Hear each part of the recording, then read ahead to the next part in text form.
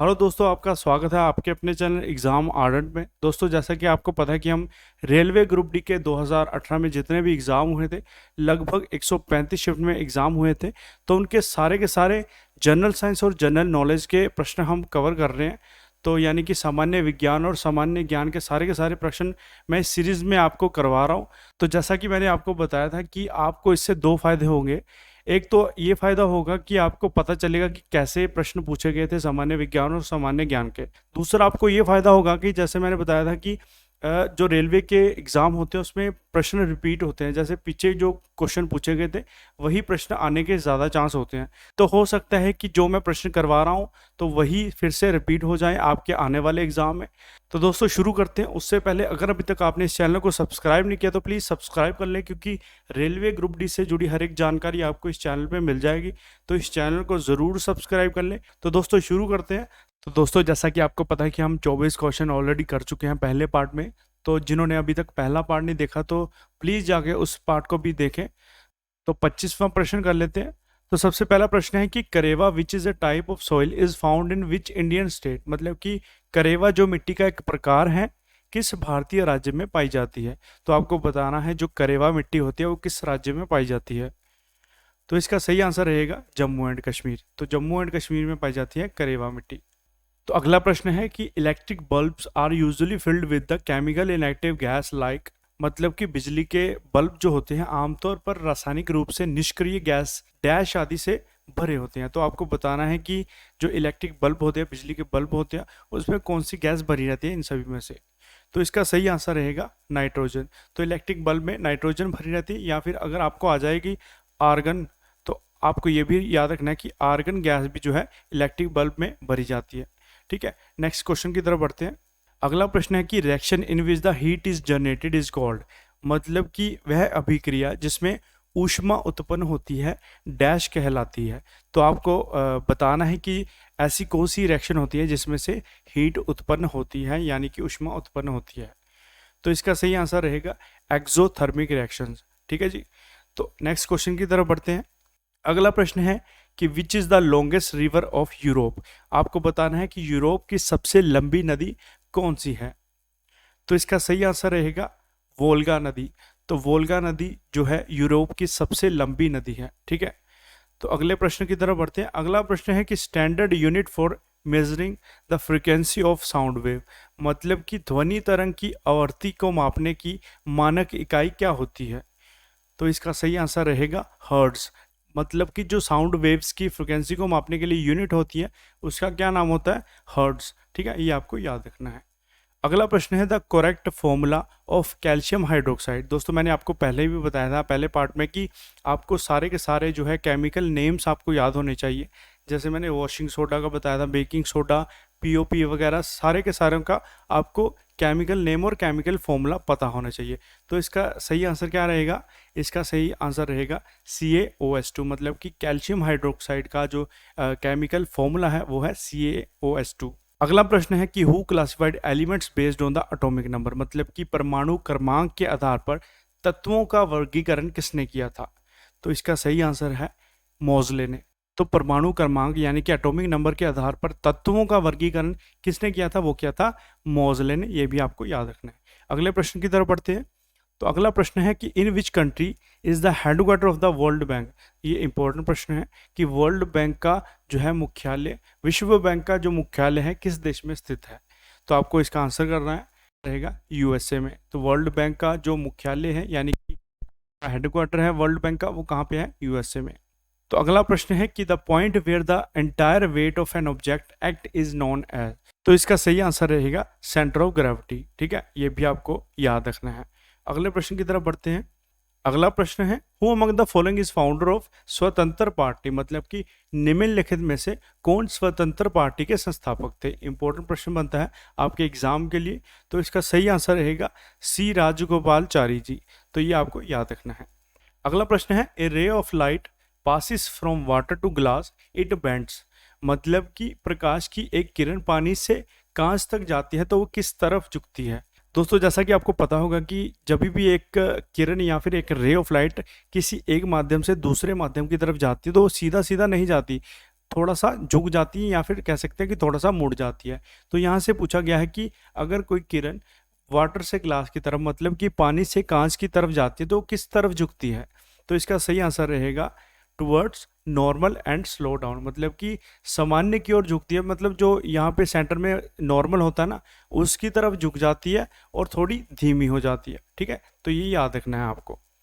अगला प्रश्न है कि sound wave with frequency below the audio range are called, मतलब कि एक रेंज होती है ऑडिबल रेंज, मतलब कि इसमें जो है इंसान को सुनाई देता है, इस रेंज पे इंसान सुन सकता है। मतलब इसमें पूछा गया है कि इससे जो कम वाली रेंज होती है फ्रिक्वेंसी की, उसको क्या बोला जाता है? तो उसको बोला जाता है इंफ्रासोनिक। तो आपको याद रखना है, उसको बोला जाता है इंफ्रासोनिक रेंज। ठीक है, तो दोस्तों आपको कमेंट बॉक्स में मुझे बताना है जो इंसानों द्वारा सुनने वाली रेंज होती है वो कहाँ से लेकर कहाँ तक होती है, मतलब कितने हर्ट्ज से लेकर कितने हर्ट्ज तक होती है। ठीक है, ये आपको मुझे बताना है। अगले प्रश्न की तरफ बढ़ते हैं। अगला प्रश्न है the 90 east ridge is submarine volcanic ridge located in which ocean, मतलब कि जो 90 ईस्ट रिज है या फिर इसको बोल सकते हैं 90 ईस्ट रिज है, वो किस महासागर में स्थित एक पनडुब्बी ज्वालामुखी चोटी है, ये आपको बताना है। तो इसका सही आंसर रहेगा इंडियन ओशियन। इंडियन ओशियन में पाई जाती है 90 ईस्ट रिज, ये आपको याद रखना है। ठीक है, अगले प्रश्न की तरफ बढ़ते हैं। अगला प्रश्न है कि the molecular mass of the O2, O2 मतलब कि ऑक्सीजन, मतलब कि ऑक्सीजन का जो आणविक द्रव्यमान होता है वो कितना होता है? तो इसका सही आंसर रहेगा 32, मतलब 32 मोलिकुलर मास होता है ऑक्सीजन का। ये आपको याद रखना है, काफी बार पूछा गया है। तो अगला प्रश्न है an object is release from a certain height above the ground just at the time it touches the ground it will possess, मतलब कि एक वस्तु को जमीन से एक निश्चित ऊंचाई से छोड़ा जाता है, जिस समय वह जमीन को छूती है तो उसके पास डैश होगा। दोस्तों जैसा कि आप देख पा रहे हैं कि इतने डीप प्रश्न पूछे गए हैं, तो इस हिसाब से ही आपको पढ़ना है।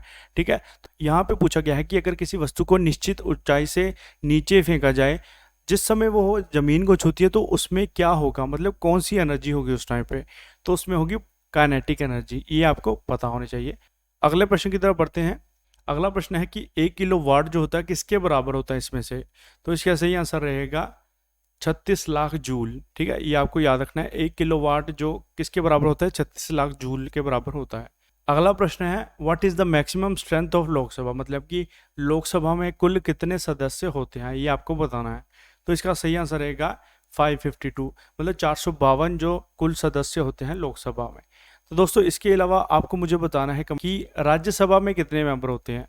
ठीक है, कि राज्यसभा में जो टोटल स्ट्रेंथ होती है मेंबर्स की वो कितनी होती है, ये आपको बताना है कमेंट करके। ठीक है, तो अगले प्रश्न की तरफ बढ़ते हैं। अगला प्रश्न है which organisation has set up Govardhan eco village in Maharashtra, तो ये आपको बताना है कि किस संगठन ने महाराष्ट्र में गोवर्धन इको विलेज की स्थापना की है, तो ये आपको बताना है। तो इसका सही आंसर रहेगा इस्कॉन।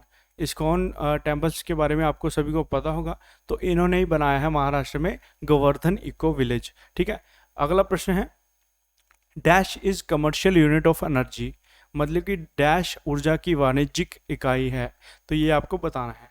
तो इसका सही आंसर रहेगा किलोवाट आवर। तो किलोवाट आवर जो होता है वो होती है कमर्शियल यूनिट एनर्जी की। अगला प्रश्न है dash is prevented by coating the conducting wire with PVC, मतलब कि डैश को पीवीसी के साथ कंडक्टिंग वायर को कोटिंग करके रोका जा सकता है, मतलब कि जो आपके घरों में भी तारें वगैरह होती है, कंडक्टिंग वायर्स होती हैं, उनको पीवीसी के साथ कोटिंग किया जाता है। उसके ऊपर आपने देखा होगा कि पीवीसी की कोटिंग होती है, तो किससे बचाने के लिए उस पर पीवीसी की कोटिंग की जाती है? तो इसका सही आंसर रहेगा शॉर्ट सर्किट। तो इजी क्वेश्चन था कि शॉर्ट सर्किट से बचाने के लिए पीवीसी की कोटिंग की जाती है कंडक्टिंग वायर्स के ऊपर। ठीक है, अगले प्रश्न की तरफ बढ़ते हैं। अगला प्रश्न है कि which of the following is और ऑफ मरकरी। ठीक है, निम्नलिखित में से मरकरी का कौन सा अयस्क है? दोस्तों आपको मरकरी, आयरन और ऐसे सभी के जो मेन मेटल्स हैं उनके सभी के और यानी कि अयस्कों के नाम पता होने चाहिए। तो मरकरी का इसमें से कौन सा और है यानी कि अयस्क है? तो इसका सही आंसर है सिनाबार। ठीक है, सिनाबार जो होता है वो होता है और ऑफ मरकरी या फिर अयस्क मरकरी का। अगला प्रश्न है in which state is the Pagladia dam located, मतलब कि पगलाडिया बांध है जो किस राज्य में स्थित है? तो इंपॉर्टेंट प्रश्न बनता है आपके एग्जाम के लिए, तो आपको ये बताना है। इसका सही आंसर है असम। असम में है पगलाडिया बांध, ये आपको याद रखना है।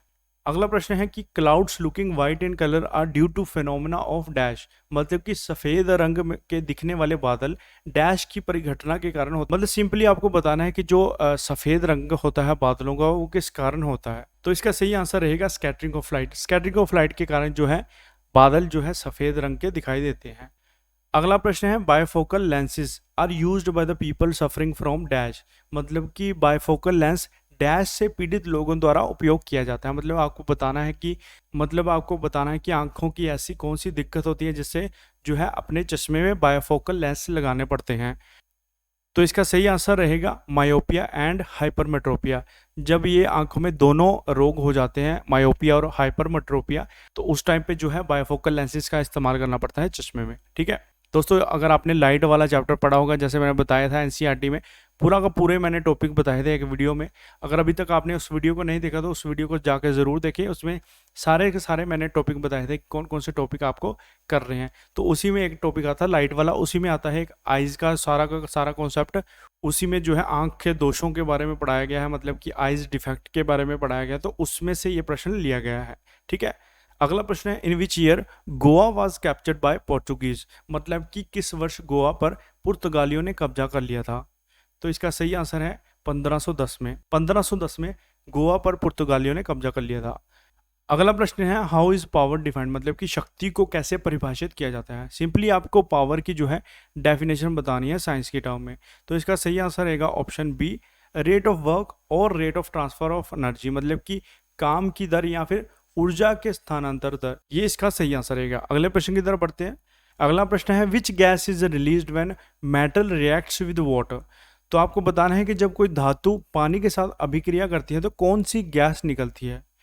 तो इसका सही आंसर रहेगा हाइड्रोजन, मतलब कि जब कोई धातु पानी के साथ अभिक्रिया करती है या फिर रिएक्ट करती है तो हाइड्रोजन गैस निकलती है। तो दोस्तों ये था आज का लेक्चर, आई होप आपको पसंद आया होगा। अगर पसंद आया तो प्लीज़ इस वीडियो को लाइक कर दें, अपने दोस्तों के साथ शेयर करें इस वीडियो को।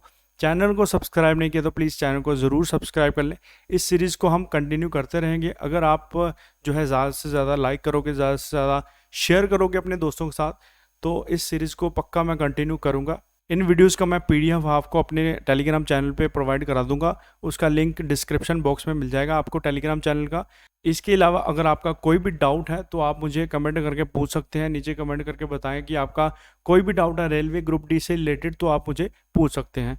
तो दोस्तों ये थी आज की वीडियो, मिलते हैं अगली वीडियो में, तब तक के लिए थैंक यू, जय हिंद।